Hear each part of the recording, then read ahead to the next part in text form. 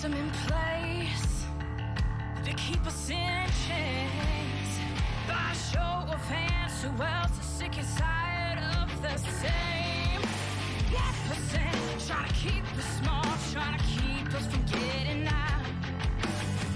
Minimizing the struggles they've caused, saying we're not working hard enough. We really should stop this fighting. Otherwise, we'll miss the fireworks. There won't be any fireworks. And here we go. And welcome, everybody, to Suck It. I am the great and powerful King of Kings, Prince of all that is awesome, Derek. How is everybody today? I hope your week is going well. I know mine has, and things are always looking up over here, and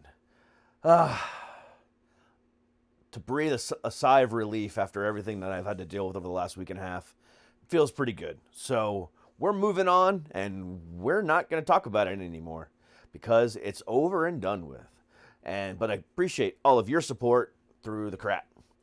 But again, we're not here to talk about that today because I have an amazing guest with me today. A guest that is very, very similar to me. Has had some past traumas that she deals with, and she uses humor to deal with it, just like I do. She's also a creative coach, author, and a speaker. So she has a lot to talk about and a lot to say, and hopefully she'll make us laugh in the process like I try to do for you every day. So without further ado, please welcome to the show, Miss Lisa David Olson. Thank you for having me on Suck It. Well, thank you. And I'm allegedly awesome. Well, you might be allegedly, and mine a fact. Ooh, own it, bro. At least like 99.7% sure. So there's like a 3%, Wow. a 0.03%, margin of error. Don't be doing math with me. You never said.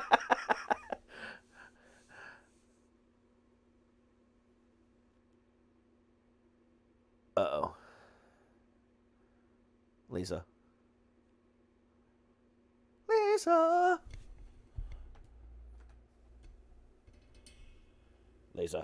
See, now you're having problems. All right, that was a little weird, but hey, we're back again. All right. So wait a second. Now, wait. Potty break. Yeah, right. So wait a second. So we were just, before we went back, we were just joking back and forth, and you're like, you've been married 3 times, don't what with you? Don't mess with me, man. I've been married 3 times. I can hold my own. Me too. And I'm going through my 3rd divorce right now as we speak. Oh, I don't plan to do that. Although I'm easy to divorce. I'm like, yeah, you keep the stuff. That's cool. It was good, but eh. That's how my wife was. She just kind of like, took a bunch of her clothes and pieced out. Oh, man. So I got to keep the Wow. house. Well, happy Valentine's Day. It's okay. I'm dating again, so it's okay. Wow. You're like, what's your number? I'm looking for number 4. I don't think I'll ever get married again, though. Yep, that's what they all say. Then they want insurance. That's true. Especially I since know it's true. Especially since I'm a freelancer, and this is what I do. A freeloader? What? Freelancer, freeloader. That's those are Free two Willy, whatever. very commonly, together. Yes. So, I said a little bit about you. So why don't you go ahead and give us a little bit of your backstory and tell us who you are. I am a comic and an author and a speaker, and I have a TEDx lined up, and I'm so excited because that's wow. my goal for this year. And going backwards, I grew up in a very traumatic home. And that story's not unusual, but what saved me was humor. So I'm 55, and back when I was a kid, people didn't say, oh, I think something's going on at let's just say at the Joneses' house. I think something's amiss. People didn't back then. They didn't get into your business. You didn't really have welfare checks and human services or any of that kind of thing. So I was in a home with a raging alcoholic mother who was yet functioning because she still worked, very much a workaholic as well. And what I know now is that she was self-medicating mental issues. And I didn't know that as a kid. I just knew, holy shit, I can't sleep through the night. She's in my doorway again. And we had to get up and pick out mushrooms out of the garbage or scrub the bathroom floor with, little brushes or whatever, because she was in a rage. And humor was my escape, and particularly the Carol Burnett show. And if anybody can help hook me up with Carol Burnett, I just want 8 minutes on the phone. That's all. I just want to thank her because, and I'm really having trouble connecting, but I just want to thank her because there was a time when I was like 15 and I had a handful of painkillers and I really wanted out. And I thought the only way out would be to go bye-bye for good. But then I knew Carol Burnett was coming on, and we didn't have DVR and VHS and all those fancy highfalutin things. So if you wanted to see a show, you went to go see the show in the living room. Yeah. And I chose that, and I chose humor. And fast forward to an adult where humor became my business. I performed, ran, and owned a comedy troupe that was award-winning in La Crosse, Wisconsin for 2 decades, Oh, and wow. also speaking along the way. And so improvisation, sketch comedy, song parodies, which I incorporate now into my speaking. I did sunset the group right before COVID. And I'm lucky to say I just wanted to kind of see what the year would be like without writing for months and scrambling and producing. Producing is huge. And boy, did I find out what that was like. So I didn't realize that my choice was not going to be a choice, but I still get to say I chose it before COVID hit. Wow. Using comedy as a way of, dealing with trauma, is something I do on a daily. I suffer from bipolar disorder, PTSD, and generalized anxiety disorder. And the stuff that I went through as a kid, everything from religious traumas to just, being bullied. Luckily, none of it really happened at home. However, I did grow up with an alcoholic father, but he wasn't like abusive. Physically, he was a little mental abusive, but at the same time, he was more of a slave to my mom, and that's why he drank so much, because he didn't know how to get out. But at the same time, he didn't want to give up either. It was very weird. Well, it makes me think, I wonder if he was also self-medicating, though. If you have this disorder, maybe it's, I don't know if it's genetic, but it comes from my mom too, because my mom has the same stuff. I have PTSD because I was also in an abusive marriage as well. Wow. Yeah. So that I was mentally and physically abused in that one, and that's where a lot of my trauma comes from now. But especially being self-deprecating, I absolutely love it. Nobody can, say anything worse than what I say about myself on a daily basis. And right. It's cathartic. It really is. Because I know what I'm saying is not real, and I know what I'm saying is not true, but it makes me laugh, and that's all that matters. And some people around me will be like, that's not really that funny. I'm like, yeah, it is. I don't care if you're laughing. The whole point was for me to laugh. My jokes are for me and nobody else. We are our own best audience. I really am. I mean, when I'm up on stage doing comedy, sometimes I just will start busting out laughing and be one of those guys that laughs at his own jokes hysterically. And because I'm laughing, the crowd will start laughing, even though the joke wasn't funny to begin with. It works. Yeah, but you're including them in on the fun. Yeah. Are you a character when you're on stage, like most comics? Do you become a parody of yourself? Yes and no. Because what I do on this show is pretty much me already dialed up to 11 or 12 as it is. So it's just an extension of what I do on the show. But me on a normal basis, because of, having a lot of manic episodes, not so many depressed episodes, but a lot of manic episodes, I'm already dialed up to a 9 or 10 most days anyway.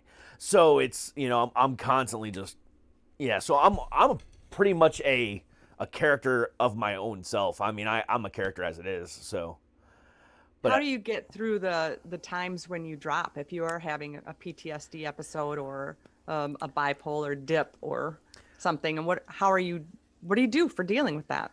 I make it worse. How so? I Because if I'm feeling down, it's usually one of those, woe is me type situations where I just can't get out of bed or whatever else. Okay. So what I need to do is like, for me, it's like, when you're really sick and you cover yourself and you have a fever and you cover yourself with a shit ton of blankets until your fever breaks, it's kind of the exact opposite for me. So what I'm trying to do is I'm trying to weaken myself even more till I have a break. And then I'm able to get back out of it. So what I'll do is I'll turn on really sappy songs, or I'll turn on a movie that I know will make me cry, or a TV show that's just going to make me say, oh my God, my life is horrible, and cry. It's usually a mechanism to get myself to cry. Or to wow, you just described every woman's period and the Lifetime Network. This is true.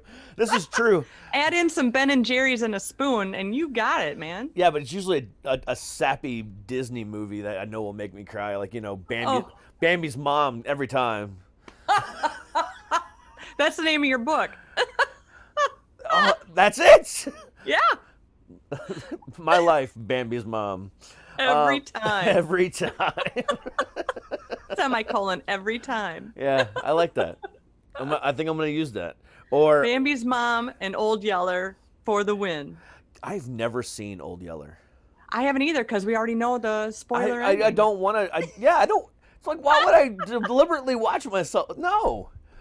Well, maybe for your next episode, your personal panic episode. You can look forward to that. See, when I feel depressed about my life, I want to make, look at other people's lives on TV that I know you mean politics? That could be it too. Yeah. I do that on the daily because I also do a comedy news show every morning. And so like looking through some of these news stories, it's like, oh my God, how do I make fun of this? Oh, it's very apparent. I thought Fox was comedy news. I think all of them are comedy news at this point. So I don't even try to talk the only politics I talk about is that lovely House of Representatives representative out of Georgia, Marjorie Taylor Greene. Have you heard her? Mm-mm. She is psychotic. She's a QAnon supporter. She has come out over the past couple months and said Jewish lasers in space are what started the wildfires in California. That's very specific. Oh yeah, it was like, I'm like, why did it have to be Jewish lasers in space? Why couldn't it just be, space lasers? Is it like a menorah? Basically, I mean, and she spouts the whole election fraud stuff, and she spouts everything else, and she's anti-LGBTQ, she's anti-everything, but has no problem talking about this on the media. She just got busted for an alleged adultery scandal. So like every day with this lady is something new, and I'm just enjoying the ride. And so men are attracted to that. Oh, I'd hate to see her Tinder. I don't even. If you've got a foil hat, swipe right. Yeah, pretty much. But yeah, she's my favorite. So I try to avoid all things political on that show just because. Yeah. I'm trying to make it lighthearted and funny and just something, gives me an extra 10-minute show every day to do. Right. So I'm not trying to do anything like that. And plus, having to see the negativity out there all the time, it just drives me absolutely crazy. And I've brought this up on my show 110 times, but, to see what, is being shown on Fox or CNN or whatever, the constant infighting on our government, knowing that there's people out here dying. We're at 500,000 deaths for Corona now. Suicide rates are at an all-time high. Divorce rates are at an all-time high, and yet they're too worried about what's going on in on the blue side or the red side to care about the country. So I don't even want to talk about that because the whole point of what I do is to try to take our minds off of that and just get people to smile. But it weighs on me so heavily. It's like, oh my God, this is so bad. And I've been told, stay off the internet. Don't look at it. Don't do this, But I live on the internet. I have to. I produce 5 shows a week to go out, but sometimes I'll do as many as 10 or 15 to have in the can for the following week, so I don't have to worry about it too much. I can take a little bit of a break. But then at the same time, I do a live news show every morning, and then I do a live week wrap-up show. So I have to have all this information, otherwise I'm going to be talking about the same crap over and over again. And it just weighs on me. So I try to constantly be funny, constantly. And I'm always looking for the joke. I'm always just waiting for that moment. And sometimes if I let you talk for a really long time, I'm just processing jokes in my head. I'm listening to everything you said, but my eyes will be rolling in the back of my head because I'm just thinking about the next funny thing I want to say. That's just how I am. I think that's a lot of the comedy mindset and what can I use, and everything's a parody. Like the woman who reads every sign to her husband as you're walking in the store. Oh, it says they're open till 5, Frank. Or the stranger at the bank who has to tuck in your shirt tag. Like, why? I really want to make shirts that just have the tag sticking out that just says, don't touch me. But everything's a parody if you choose to look at it that way. And you do have to be updated on world news if that's the shows you are choosing to do. And so it's up to you on how you process that and how can you make that personal boundary bubble of, but it's not mine to take on. And it's hard to not get upset. That's why before you go to bed, you should be looking for YouTube bloopers of one of your favorite shows or some sort of comedy scene. And that's why I wonder with you, and when you sink down and you want to sink lower so that you can come out, have you ever tried just seeking humor? Or I have. It doesn't work. Because that's an endorphin releaser. Yeah. And it lowers blood pressure and it releases serotonin naturally. So if you could find a humor show to listen to and get out in the sun, or, I'm sure you've tried all these things. So I use humor at night to go to bed. So like after I get done with my final show of the night, usually a live show, it's usually about 9:30, 10 o'clock after I upload it to the podcast site, I'm on my way up to bed. And I'll turn on some type of comedy show. Usually lately it's been the true TV series Impractical Jokers. I love that show. Those guys just make me laugh. Yes. And it helps wind me down, and I usually pass out an episode or 2 in. But when I'm having a depressed day, I like to make myself cry and feel more sad to break. So I've tried using comedy, and it kind of works. But like, what I'll do is I'll find one of those good, like, comedy drama, type situations where they have a little bit of both. And one of my favorite go-tos is a TV show that's been off the air for about 10 years. A show called Scrubs. That used to air on NBC and then ABC. But what I love about that show is that every episode is one of those shows where they're pulling at your heartstrings the entire time, and then in between doing that, they're throwing these jokes at you. So you're in the middle of crying, and all of a sudden they say something to get you to laugh, and then you're busting out laughing, and then you're cry laughing, and then it's a constant roller coaster of emotions. So having that type of situation, usually helps for me too. Or just, like I said, a really sappy movie just to help break that. It's like, okay, I'm done now. I got to get moving. I can't handle this anymore. I got to do something. Because otherwise, it's my lows are kind of, I don't want to say mellow, but they're like at that borderline of extreme and mellow, like right in the middle. And it's like where I could get up, but at the same time I don't want to. So I just force myself to that breaking point in order to move forward. And that's the important thing, is to recognize it. And I have 5 shared sons, 2 came out of me. And I would talk to the boys and tell them when they were old enough to understand, because I helped raise my 3 stepsons, you guys do get a period, but we're going to call it the rage. Once I figured that out as a mom, that was so helpful, because you're going to get your period, but you're not going to bleed. So you're not going to really know it's your period. But when you feel all this rage and all this emotion and you don't know why, go with it. Go punch your pillow, take a long shower, run around the block, go do something, and acknowledge that you don't have to put meaning to it. Once I figured that out as a mom, that was huge. We could all call it the rage. Oh, he's having the rage, leave him alone. Boys get it every month. Men get it every month. So it's okay. But if we go, because this is bad and this sucks, and oh, what if that happens? That's when you can't come out of it. Yeah. But to acknowledge I'm in a dip right now and I need to feel it and come out of it. That's what you're doing. And I think that's good. Yeah, and it's tough sometimes, but at the same time, Of course it is. but sometimes that's like when I do my best writing too. I understand that. That's how country songs are written. That's true. Because we all know what happens when you play a country song in reverse. You get your dog Yeah. back, you get your house back, you get your car back. You know what happens when you play an Enya song backwards? No, what? You still get an Enya song. It sounds the same. The same as it is in reverse as it is forward. I like that. Same as it ever was. Oh my god. I wonder if that applies to other music like that, like Kenny G. Right? Or that pan flute dude. Oh yeah. I'm never gonna, Zamfir? I'm never gonna look at those guys the same again. Were you looking at him? No, You can tell me. I wasn't. You will now. I think I've only heard like one Kenny G song in my entire life anyway. So You've heard them all. They just all sound like that. they probably do.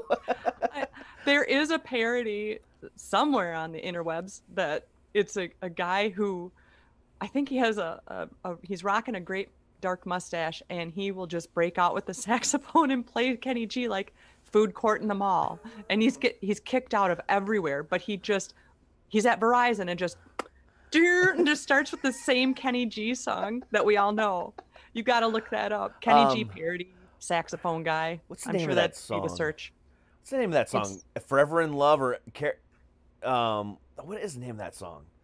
His most like epically fail. You know how people went. I can't remember what it's called. On Kenny G? Yeah, isn't it like I can look that up. um? Because that's important right now. It is because Kenny G song. because we're having a good funny episode here. We're not gonna try to be serious or nothing. Well, and you wonder, like, who's going to clear my browser? Because this is not what I would want to die and have sitting on my browser. Oh, you should right? see some of the shit on my browser. Well, that's what I'd rather have.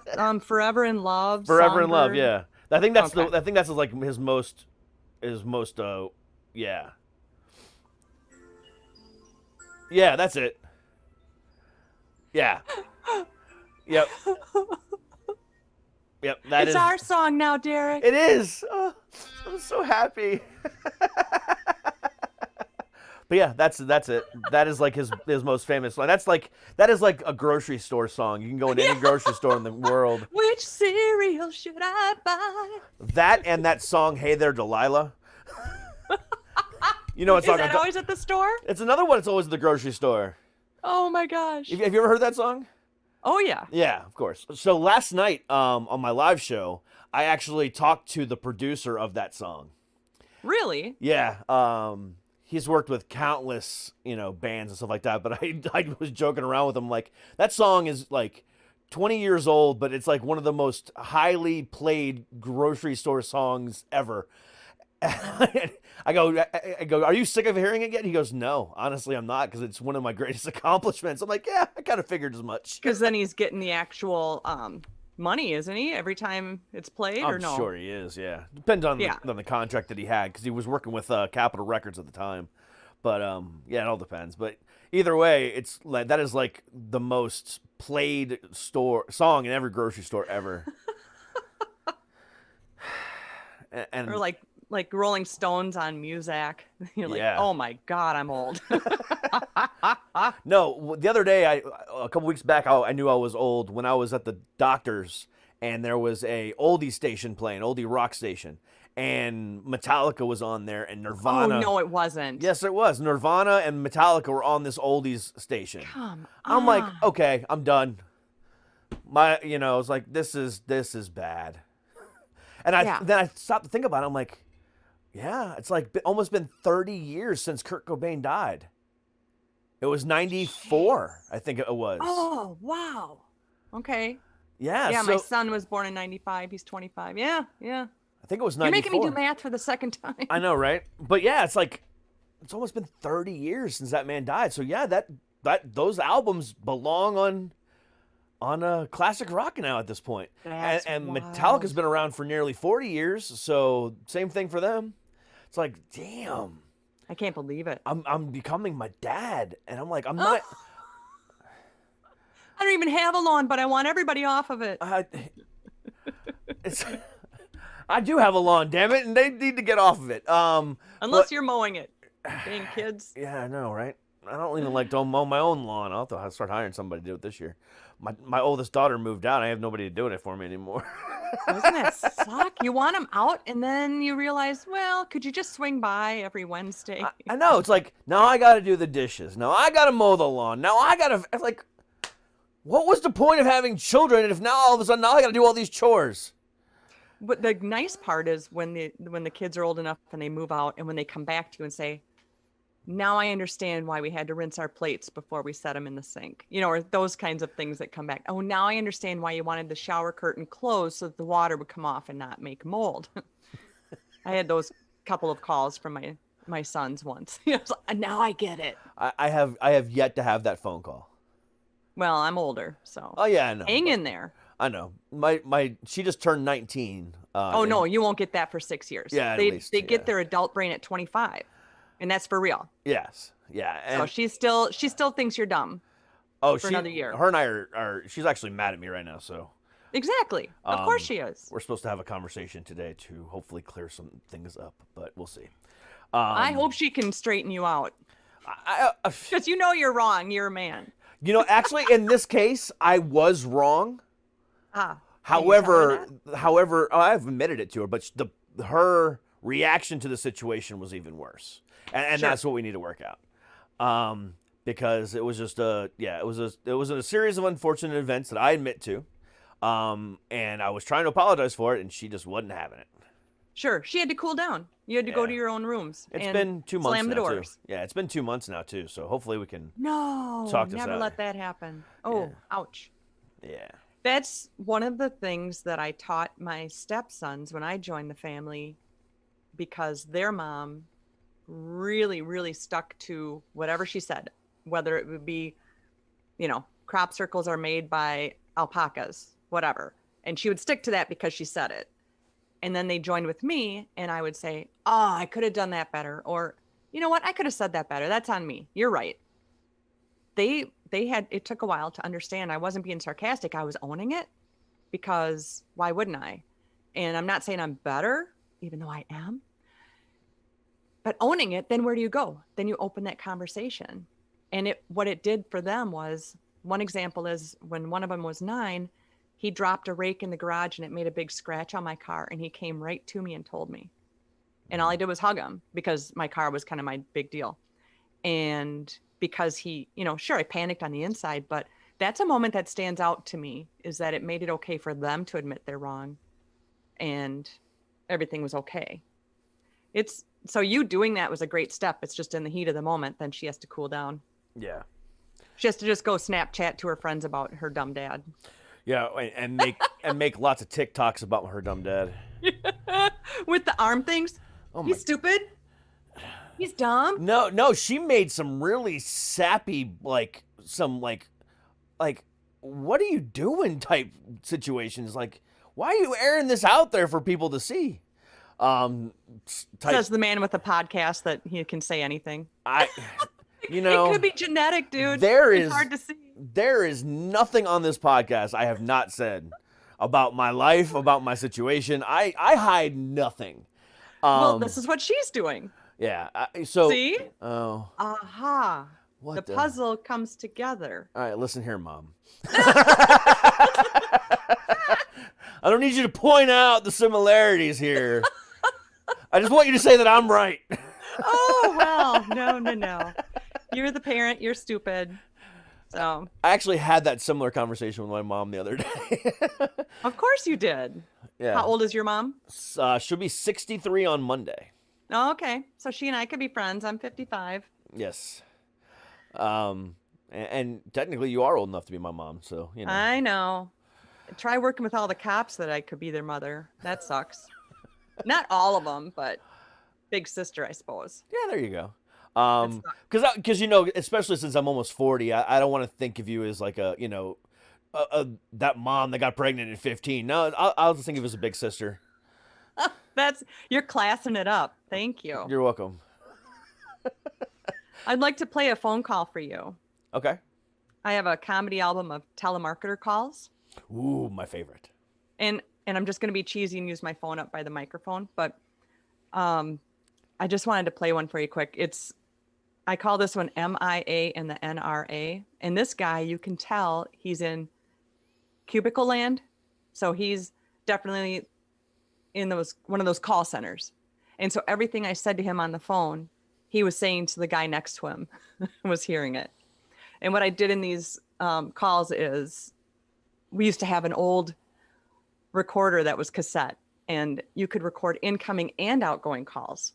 I don't think that's legal nowadays, but on these calls, I would zap out the person's name or their company so they couldn't sue. Have you heard or met Tom Mabe? No. He does these. He's like the Impractical Jokers guys. So this one's MIA and the NRA. Let's see if I can get that. Hello? Stern calling on behalf of NRA. Is Thompson there? No, I haven't seen him for like 2 days. You haven't seen him for 2 days? No, he said, I can go get the spaghetti sauce, and then He's what? he says, He's out? he said, no, I'm trying to tell you. He goes, I can get the spaghetti sauce. I'll be right back, and it's been 2 days. He did what now? What was that again? He went out to get the spaghetti sauce. He went out to get spaghetti sauce and he hasn't come home for 2 days? Right. Wow. You know where he's at? No, I don't. I'm calling on behalf of the NRA. I don't know where he's at. The NRA, is he in trouble? No. He's in trouble? No, he's not in trouble, ma'am. No. Are you an officer? No, I'm not an officer. Okay. And, I'm not an officer. No, this is a call for membership in the National Rifle Association. Membership? He doesn't remember anything, especially where he lives. He's been gone 2 days. Okay, well, No. I'm sorry. I can let you go, okay, ma'am? If you see him, would you have him call me? Yeah, okay, if I see him, I'll have him call you. Okay, that's a good idea. Bye now. Thanks. Oh Isn't that my helpful? God, that's so great. If he sees him, he'll have him call me, even though he was calling for him. So years ago, about 5 years ago, when I first moved into this house, for the first time in a long time, I got a landline phone. Just because Verizon was giving, the triple play deal with their cable service, whatever. So we got a house line. And we all know exactly what happens when you get a house line. It's, telemarketer crazy.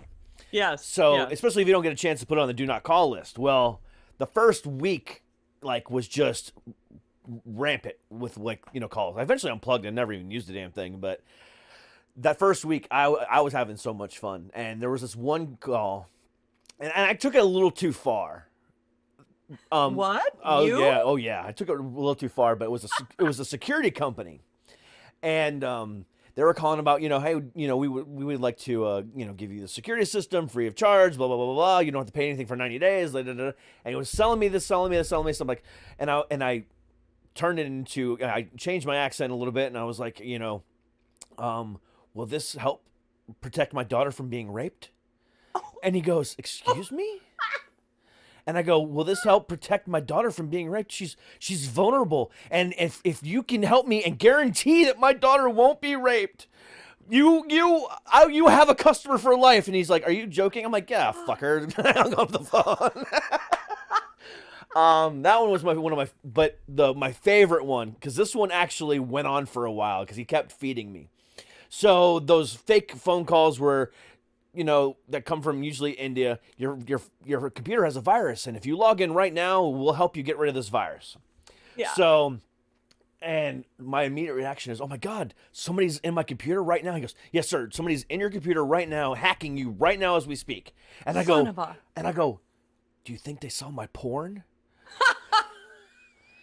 And he goes, There's a lot of goats involved. And I said, he goes, what? And I said, my porn. I have millions of videos on there. And I'm like, some with, really old women and some with really young women. I do not want anyone seeing and knowing the kinks that I'm in. Let's do this. God. So he's like, yes, sir, we can help protect your porn.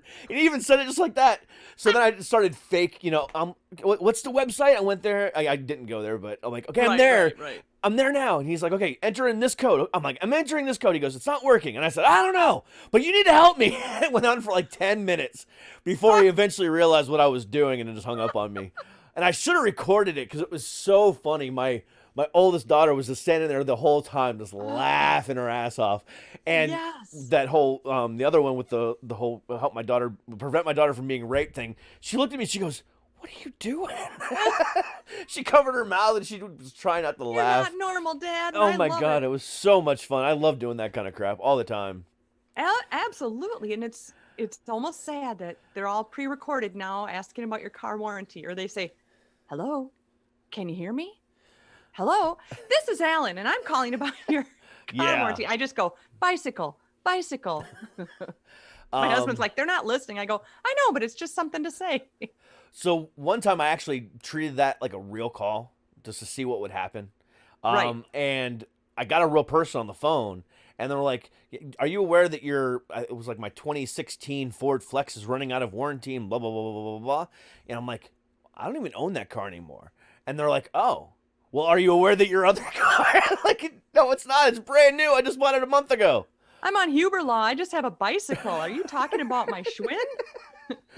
And they're like, well, did you know that you can actually extend your warranty right now? I'm like, I already have an extended warranty through them. Well, we can add that on top of that. It's magic. They will not let you off the phone. And No, I just hang up on them. of course not. But I was just like, okay, I want to know what they say to these people that are legitimately trying to talk to them. And they just kept, well, we can add it onto this. And no, you have an extended warranty already? Let's go ahead and make it even longer. Like, if you think I'm going to have this car for 10 years, you're out of your damn mind. We'll extend your extension. People, again, this country is full of humor.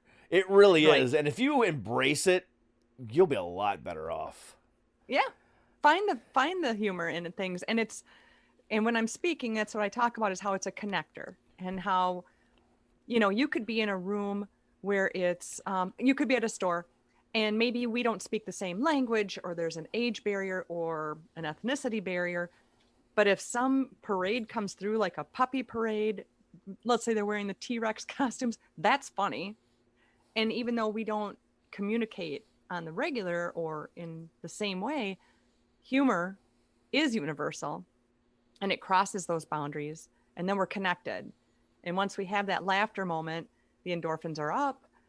And our next moment, when we go see the cashier or something, is full of joy, and it's a ripple effect that goes on and on. And I don't know anything else that can really work that way besides tragedy on the opposite end. So we might as well connect. I have a project I did that's a project in bravery, and I just dared myself one day to approach a stranger to see if we could get a picture together. Because I'm like, why not? I love to be just weird on Facebook. And it was two girls having ice cream. They were taking pictures in an alley with a brick wall behind them. And I was like, hey, can I get a selfie with you guys? And they're like, sure. Are you an influencer? And at that time, I didn't know what that was. And so I said, but the caveat is we can't smile. That just came to me in the moment, because how ridiculous. And so I do hashtag serious selfies with strangers. And what happened was I ended up getting a lot of actual relationships and friends out of it. Never expected that. It was just the most amazing thing that I never expected to happen. And the girls that were my first one, here they are having the serious face, even though they're holding ice cream. You can't be serious holding ice cream, but they were. Down the road, when my book came out, the parents knew me. And I didn't know that, we didn't know we knew each other, but we did through work, because we were in entertainment. And so we ended up having coffee with these girls and the moms. And then we went to a resale store and we sang ABBA songs and told people we were in a musical and had this wonderful experience, and we're still in touch. So I never expected that. But that moment of humor and reaching out to a stranger and not keeping your head in your phone and not keeping your earbuds in made a relationship. And it made, like another time was out to dinner, and then I connected with somebody that way, and we stayed connected as well. And you just never expect that, but from that moment of just why not? And one of the really cool stories was this boy was having a lemonade stand, and I fully believe in never passing up a lemonade stand. It's a young entrepreneur, right? He's putting himself out there. Slap down a 5, paper money, dump out the lemonade halfway down the road, because really, who's going to do that? I found his mom down the line. I found his mom and asked if he could be in the book. And from that ask, I learned that his lemonade stand was all for grandma, who was going through breast cancer and was doing a walk. And that lemonade stand raised $400 for grandma. Oh, wow. And I've still been in touch with him because he lives in my city. And this is probably 6 years ago now. And he continues to do wonderful things, and we've stayed in touch. So that's just a couple of sample stories of this project in Bravery, just being silly. I put it all over my Facebook page, Serious Selfies with Strangers. And I'm not looking for the relationship part. Not all of them end up that way, but it's a moment of joy. And it's ridiculous because before you take the pic, you're all like this because there's a camera. Even my dog will sit pretty for a camera. And no, be serious. And so you laugh because you're trying not to laugh. So that's the joy in being serious with that project. That's interesting. Because here out in DC, there was something similar but completely polar opposite that I saw one time going out there. There was this troop of guys, probably about 10 of them, and they were walking on opposite sides of the road and just kind of walking up and down, watching, the square, walking up and down, the mall, just going everywhere. And they were just wearing these shirts, these oversized blue shirts that says free hugs. And they were literally just walking around giving people hugs.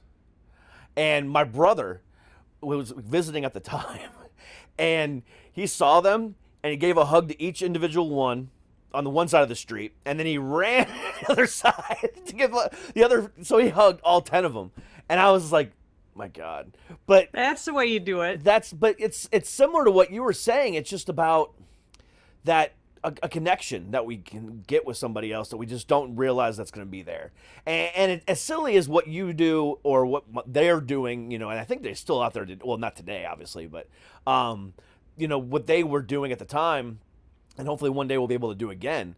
It's just about human interaction on levels that we just don't normally do. I mean, because how often do you walk up to a random stranger and say, "Hey, give me a hug"? You don't. Or give me let me get a selfie with you. That's really, next level human interaction. It's just about, again, the connection, and that's pretty awesome. We can still do it virtually. I'm on LinkedIn. It's a struggle to be on LinkedIn. It's a lot of work to get anywhere on LinkedIn for me to make any connections. And you can reach out to somebody, whether it's Facebook or through a podcast, and just say, you know what, I'd really like to have a chat. But make sure that you are clear that you're not trying to make a sale. Hey, this is not a cold call. I saw your profile, and I think we have a lot in common. Do you mind if we just chat for a minute? No strings. Because I did have a guy reach out to me, and I blatantly said back, are you doing a sale, or are you really wanting to connect with me and or collaborate? Oh no, I just think that I have a lot to show you. Okay, that was a sale. Yeah. I'm very bold about asking because I podcast as well. I work full time. I'm a speaker. My time is my money. So, and I'm not spending on yours right now. I'll seek you out, but anyway, we can still do it virtually. You and I do it as podcasters, but we can just do it in the world. If you've got a friend on Facebook that you have connected a lot, you share the same humor, send them a message. One of the things I've also been doing is I thought of you today. I will send a Facebook message. And if I think of that friend, I absolutely send a message, because who wouldn't want that in their inbox? I don't need anything. It's just, hey, Beverly. I don't have any friends named Beverly. But if I did, I would say, hey, Beverly, I thought of you today. And I smiled or something, or send a joke and just say, just thought of you, thought you'd find this funny. 78% of the time, which is a made up stat, the person writes back and says, I needed that just then. So there might be something intuitive in there. I don't tap that, but who wouldn't want just a message? They don't need anything. I thought of you. And then, holy crap, somebody thought about me. That's awesome. It also keeps you connected and keeps you on their radar. Yeah. I have a friend who's a psychic, a professional psychic, and life coach and stuff like that. And he lives out in California. And, you know, I don't doubt his ability, but I still question the whole psychic stuff. And he knows that, and, you know, but either way, we've built a good friendship. But he's one of those guys that does that on the random. But it's always when I'm having a down day. Like the day that my wife told me that we were gonna have that she wanted a divorce. Like within an hour or two later, he messaged me something uplifting. I was like, there's something about that, isn't there? I'm like, you and I want to be doubters, but there's things out there. One of the gals I interviewed is a hand analyst, and it's not a palm reader. It's a scientific way to read the lines on your hand. And so she didn't meet me ahead of time. But in my episode on my podcast, I had sent her photos of my hands ahead of time. And on my podcast, she did. And everything led to speaking to groups and sharing a message and finding your voice and all that. And it is everything she said lined up. And she said a sentence that I thought was very interesting. We are all born with the same level of intuition. Some choose to tap it and some don't. My oldest son has it remarkably and hates it and ignores it. My youngest son would do anything to have it and can't get there. I mean, he has it to a certain point, just to be intuitive wise.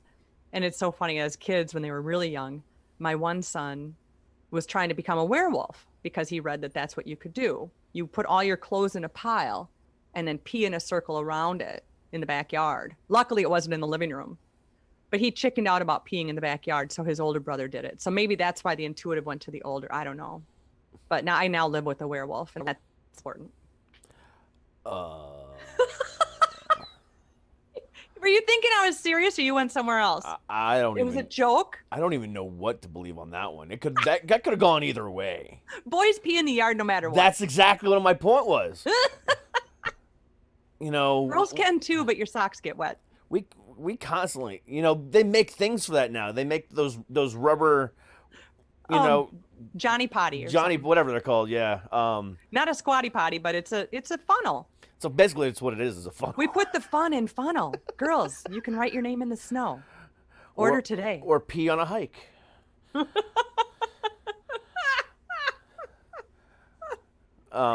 Or if you've ever wondered what it would like to be to pee on your husband while you're in the shower, you know, that's we can do too. Because I know that men do that. When we're in the shower, we like to pee on your leg, whether you realize it or not. And now really? yeah, I think that's one of the reasons why my wife wants to divorce me. I think that would be toward the top. Yes, absolutely. But I definitely have a conversation lined up for my husband. That's what I had to say. You need to ask all him. of them. It's happened at least once. I guarantee it. No. I guarantee it. She's gonna go ask him now. Hang on. Todd Olson.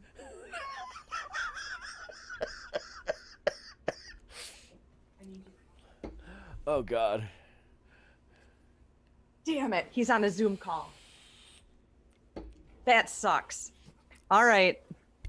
Can't prove it. I want to know the answer. So by the time, you email me the answer because I want to know, and I'm going to add it into the end of the episode. Or if he's able. That sucks. How dare he have a meeting at the same time I do? But I can guarantee it's happened to everybody at least once, whether they realize it or not. If you take a shower with your boyfriend. There's no way. Maybe with my boyfriend, but not my husband. I'm telling you, when he was your boyfriend, he peed on your leg. Or he's done it since you guys have been married just to get a little laugh out of himself. It's happened. Oh, you mean I shouldn't have a boyfriend now?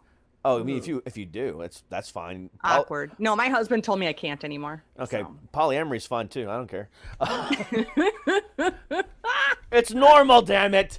It's normal. It is. But no, see. We're not loons. We're not made to pair for life. Exactly. But see, again, this is something that you're learning from me right now. You have been peed on at some point in your life. Wow.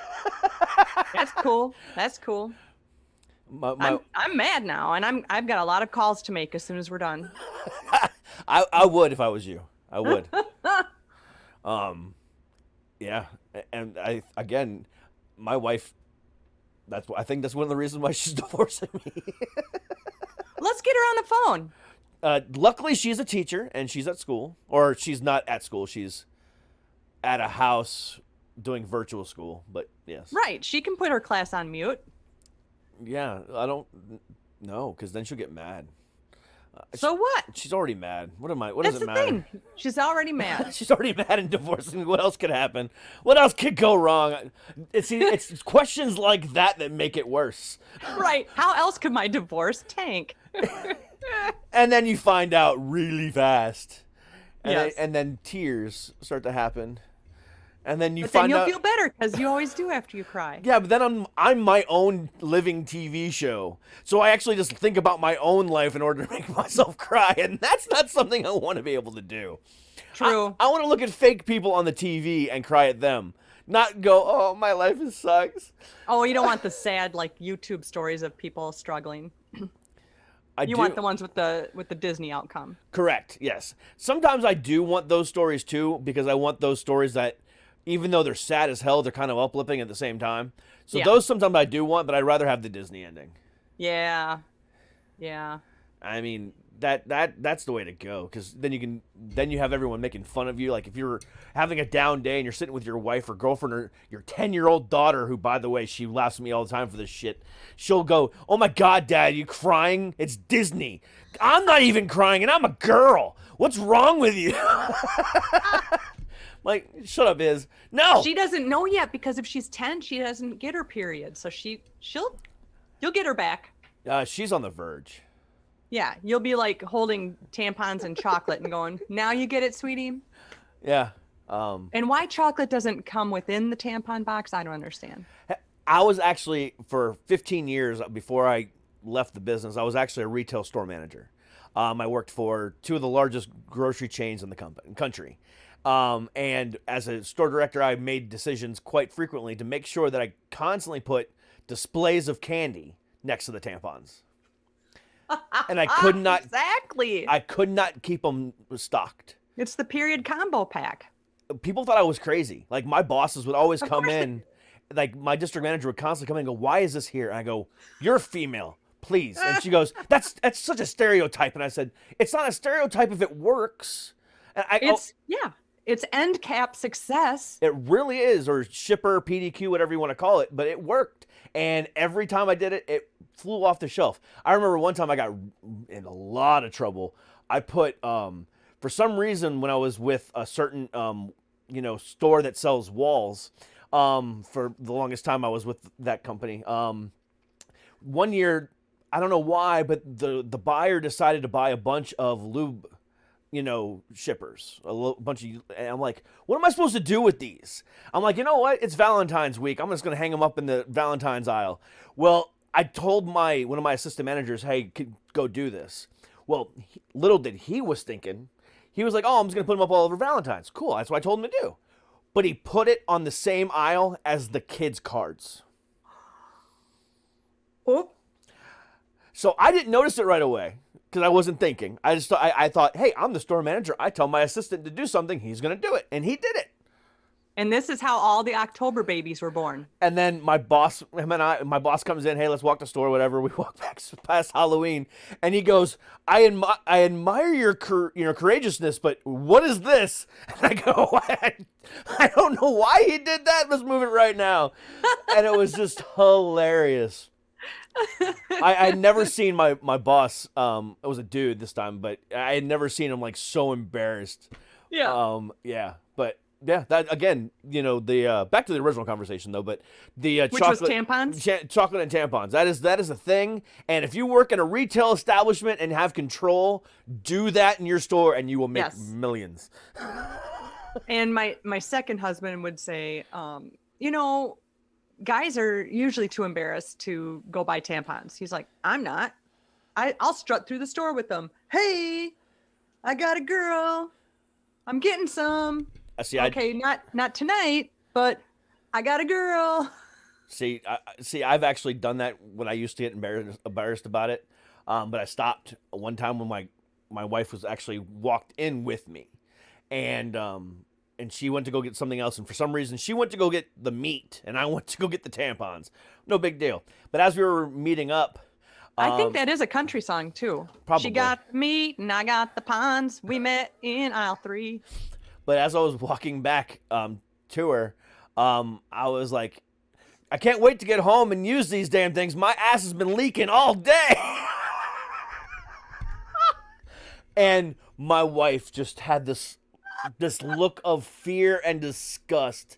And She's like, but that's why I thought you wanted these hot dogs, honey. And she was like, what? She goes, what are you doing? And I said, I got diarrhea and I need something to clog it up with. And people around honey, me. Super Plus is not appealing for your butt. I got nighttime.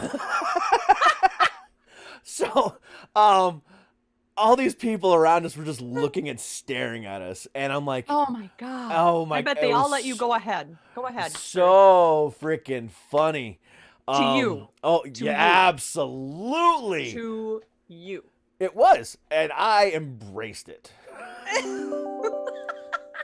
And she said, I'm done. Again, another thing. Apparently, I was just too much for this woman.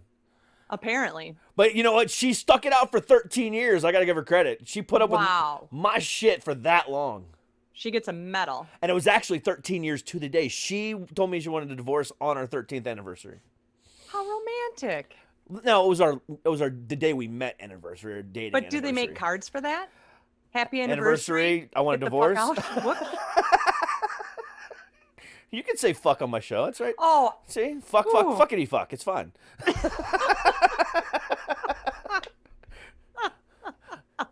I was quoting a card. It wasn't me anyway. Oh, okay. Yes. Because you all know everyone from Minnesota is so nice, and you basically are just South Canada. So you just want to accidentally bump into people and say, oh my God, I'm so sorry. Let me give you a donut. No, it's just OPE. Oh, you bumped. Oh, and we are sorry for everything.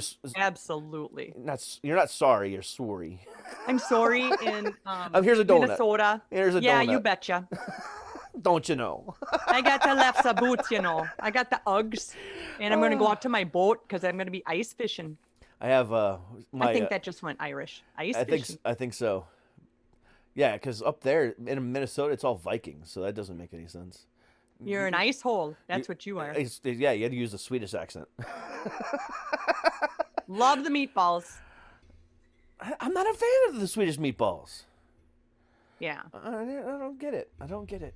I'm sorry, but anyone that, any place that sells things that take me 10 hours to make, I don't trust your meatballs. Now, I'll eat their chocolate all day long. That's a great impulse buy. But the meatballs, no. You can find those by the tampons. You probably can.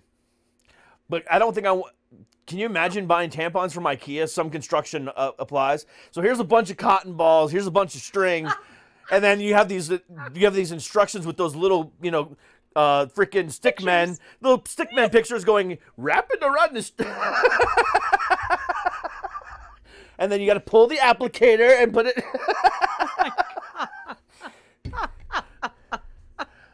Yeah, you're normal. I am. The things I think of. Well, I hope you pressed record because this has been fun. I have. I pressed record multiple times, and it has been fun. But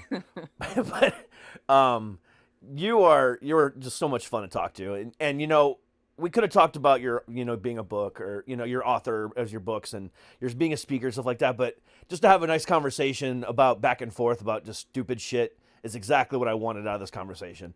Because works for me. When I was looking at stuff and I saw what it said about you, like, uses humor to, deal with trauma, I was like, I want to talk to this person. I don't care anything else about her life. I wanted to talk to her for that reason right there alone. And that's exactly what we did today, and I appreciate it. Thank you. And I really do feel that every day we should be brave and do something that scares us. And whether that is actually walking to the end of the driveway and back to get a little dose of sunshine, or it's starting a new workout, or organizing when you're going to jump out of an airplane, or trying a new recipe. Be brave and try something, no matter how small, and dare yourself daily. You know, that is what I really want the message to be. Seek humor and dare yourself daily, and you can't go wrong.